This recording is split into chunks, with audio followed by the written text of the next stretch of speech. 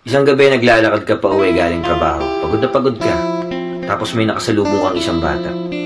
Namumukhaan mo yung bata. Hindi mo lang maalala kung saan mo siya nakita. Lumapit siya sa'yo. Tapos ang sabi niya, ang layo na ng narating mo.